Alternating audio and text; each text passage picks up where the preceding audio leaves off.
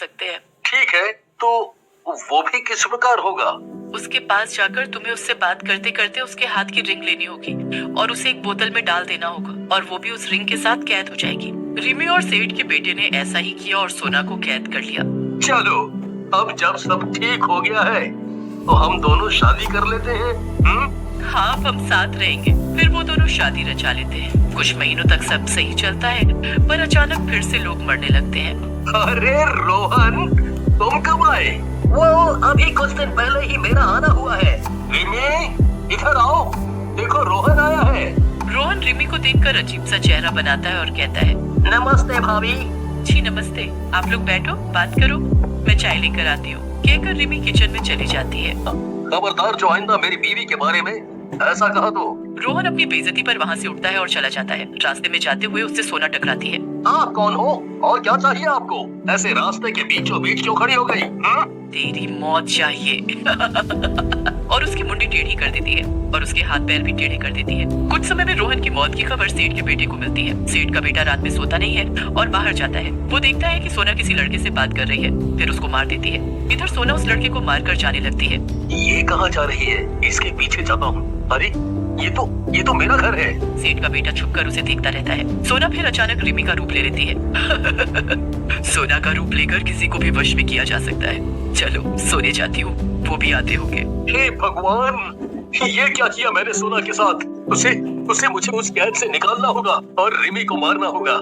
मैं यहाँ से कैसे निकल पाऊंगी? तभी वहाँ पर सेठ का बेटा आता है और बोतल तोड़कर सोना को आजाद कर देता है। सॉरी, मुझे नहीं पता लगा कि कौन गलत है, पर अब असलियत आ गई है सामने। पर समस्या ये है कि अब उससे मुझे कैसे छुटकारा मिलेगा? बहुत ही ताकतवर बनने के लिए वो अपनी 6 महीने की शादी में अपने पति की बलि देगी, पर उसकी एक जान है जिसको अगर खत्म कर दे तो वो भी खत्म हो जाएगी। उसके पास शीशे का एक क्रिस्टल है। हाँ, है उसके पास, और वो उसे लॉकर में रखती है। मैं उसको निकाल कर ला सकता हूँ। ठीक है, कल चांद के सामने उसे तोड़ते ही वो मर जाएगी। वो घर जाकर उस क्रिस्टल को निकाल कर रख लेता है और अगली रात आने का इंतजार करने लगता है। अगले दिन की रात को वो छत पर जाता है। तभी रिमी को पता चल जाता है और वो उसके पीछे चल पड़ती है और वो सेठ के बेटे को मारने के लिए आगे आने लगती है। तभी सोना भी उसे बचाने के लिए वहाँ आ जाती है। ये क्या कर रहे हो? उसे छोड़ दो, वो मेरा है, वापस दो मुझे। नहीं, तुम जाकर उसे तोड़ दो, मैं इसको रोकती हूँ। वो दोनों आपस में लड़ने लगती है।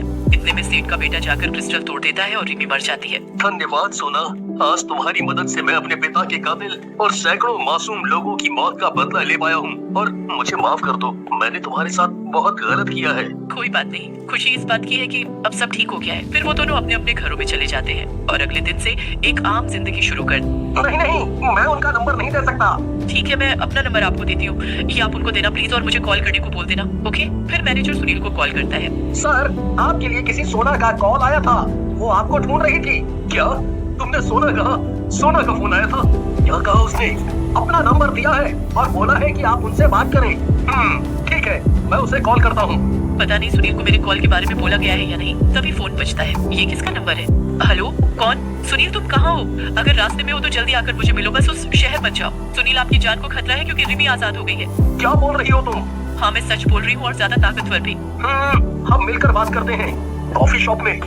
ओके, ठीक है, मैं भी निकलती हूँ। इधर रिमी चुड़ैल सुनील की पुरानी शॉप पर जाती है। ये सुनील की शॉप तो बंद है, ये कहाँ गया यहाँ से? उस आदमी से पूछती हूँ, सुनो भाई, ये शॉप क्यों बंद है? ये अब दूसरे शहर में चले गए हैं, अब उस शहर में ही रहते हैं। अगर आपको कुछ काम है तो उनसे जाकर मिलाओ। हाँ, जाना तो है ही, पर पहले कुछ खा लूं, भूख लग रही है। अरे यहाँ से लेफ्ट में ही खाने की बहुत अच्छी शॉप है। मुझे तुम्हें खाना है। पेट भर गया, अब सुनील की बारी। इधर सोना और सुनील कॉफी शॉप में मिलते हैं। सुनील, तुम ठीक हो ना? अभी रिमी को तुम्हारे बारे में नहीं पता है। पर वो जल्दी ही पता कर लेगी। वो बदला लेने जरूर आएगी, इससे पहले कि वो मुझे मार दे। मुझे तुम्हें कुछ कहना है। I love you सोना। मैं ये कब से कहना चाहता था। अब रिमी मुझे भी मार देगी तो कोई बात नहीं। ये तो सच है कि वो तुम्हें मार देगी और मुझे भी, क्योंकि उसकी ताकतें बढ़ गई हैं। पर हमारे पास एक रास्ता है जिससे हम उसे कमजोर कर सकते हैं और शायद मार भी सकते हैं। क्या रास्ता है जिसे हम उसे मार सकते हैं? मैं जरूर कोशिश करना चाहूंगा, अपने लिए ही नहीं, उन लोगों के लिए भी जो उसका शिकार बन रहे होंगे। इन सबसे छुटकारा पाने का एक तरीका है। तुम उसके पति थे। अगर तुम किसी और चुड़ैल से शादी करते हो तो उस चुड़ैल की ताकत रिमी की ताकत से ज्यादा बढ़ जाएगी, क्योंकि वो चुड़ैल तुम्हारे खून से अपार शक्तियाँ प्राप्त करेगी। तो अगर मुझे मरना ही है तो सोना, मैं तुमसे ही शादी करना चाहता हूँ। मैं तुम्हें ही अपार शक्ति देना चाहता हूँ जिससे तुम रिमी जैसी गंदी चुड़ैल की ताकत कम कर सको और उन्हें मार सको। नहीं मैं तुम्हें मारूंगी नहीं, पर हमें सबसे पहले शादी करनी होगी। रिमी कभी भी हमारे पास पहुंच सकती है। रिमी चुड़ैल पता लगाते लगाते सुनील की नई दुकान पर भी पहुंच जाती है। सुनील कहाँ है? मुझे सुनील से मिलना है। फिर वो और भयानक रूप ले लेती है और उसी के मोबाइल से सुनील को फोन करती है। सुनील, मैं बोल रही हूँ, तुम्हारी बीवी। क्या तुम्हें याद नहीं? मेरे पास आ जाओ। तुम मेरी बीवी नहीं हो।